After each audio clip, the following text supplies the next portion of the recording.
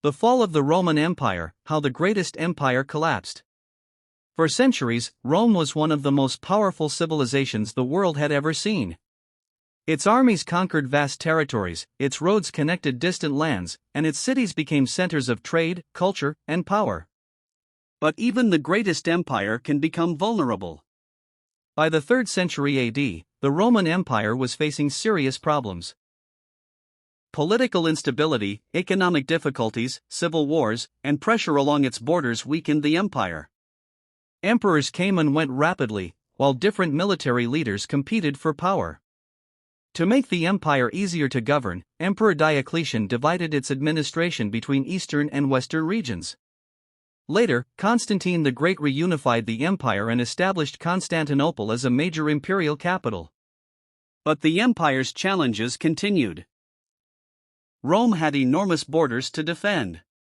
Maintaining armies, roads, cities, and government required huge resources.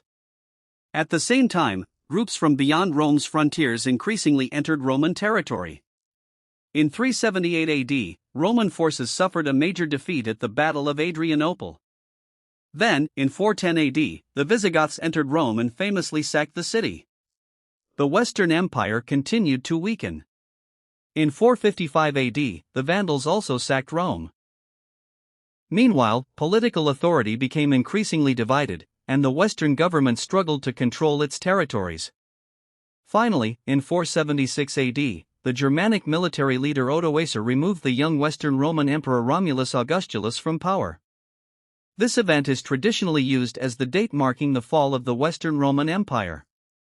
But Rome did not simply disappear overnight.